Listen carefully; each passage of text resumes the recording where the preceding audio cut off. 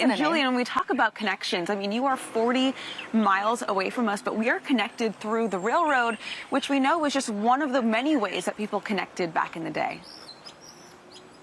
Oh, ladies, I mean, that is exactly it. We talk about Matthews and that welcome sign that Maureen has, right? That kind of welcomes people into welcome.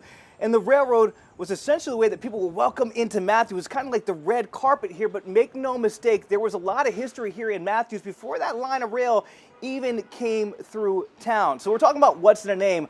I want to talk about pivotal names and the roles they played, all right? So we're going to start with two here, and I'm going to give you a bunch today. We're talking about Waxhaw and Catawba. The reason why is that this area used to be luscious hunting ground, all right? I want you to use your imagination. I'm going to actually help you a little bit here. This area used to be full of trees, okay?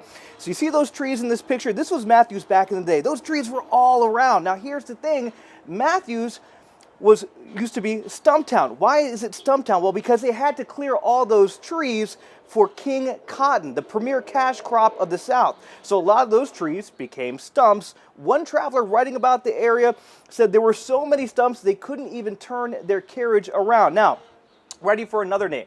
I'm going to take you back to 1824. Records show that John Miles Fullwood, okay, he was a postmaster here. He also has a stagecoach depot. He also has a store, and he runs it all out of his house. So the mail addressed to this area gets addressed to Fullwood Station. So, okay, Stumptown, now we're to Fullwood Station. But then, of course, we got to talk about how it becomes Matthews. So why did it become Matthews? Well, as we told you at the top of the show, the railroad comes through here, 1850s, all right? We're talking the Central Carolina Railroad begins its service connecting Wilmington all the way to Rutherford. We're talking about from the coast all the way to the mountains. And so they name this town after Edward Matthews, the director of the company.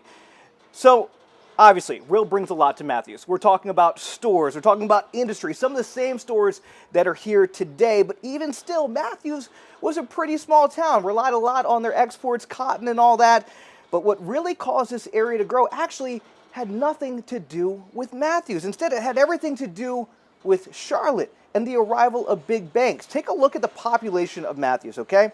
From 1970, it jumped from 783 people by 110% to over 1,600 people by 1980. Then, from 1980 to 1990, Matthews grows even more by more than 720%, swelling from 1,600 to over 13,600 people.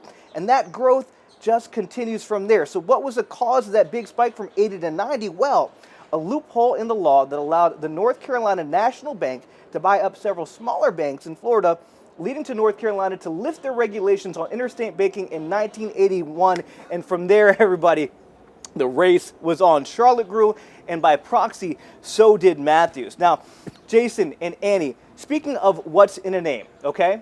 The North Carolina National Bank becomes Nations Bank in 1991. Okay, from Nations Bank, it then changes its name to something a little more familiar to people at home. They merge Bank of America, and I believe, guys, you have a little bit more on Bank of America back in the studio.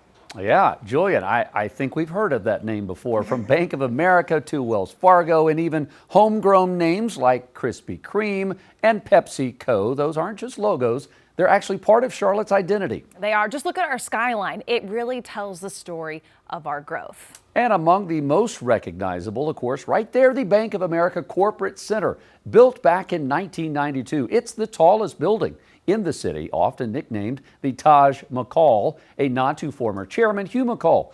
Even the details have meaning. 60 floors, symbolizing the 60-year reign of Queen Charlotte. So what's in a name? It's more than just a title.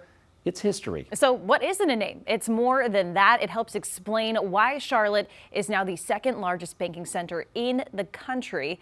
Bank of America employs tens of thousands of people locally, and Wells Fargo has one of its largest employee bases right here. But those names aren't just defining Charlotte, they're opening the door for what comes next. Because when global companies see those names, they see opportunity. Now, a new wave is moving in. Earlier this month, it was announced that Japanese banking giant SMBC is planning to invest more than $50 million into Charlotte. We also know that automaker Scout Motors is building its corporate headquarters here, bringing more than 1,000 jobs. Global shipping giant Maersk is moving its U.S. headquarters here to the Queen City. In the growing medical space, Siemens Healthineers is helping turn the city into a hub for innovation. And Charlotte's reach is going global, with Etihad's Airways launching nonstop service connecting the Queen City to the Middle East. Yeah, that's proof that names aren't just labels. They carry that history, they carry influence, and in Charlotte, they are building the future. Just like Stumptown gave way to Charlotte, the names shaping this city are still evolving, and the next generation of companies could redefine it all over again. Queen City News Plus. Just search Queen City News on your smart TV's app store.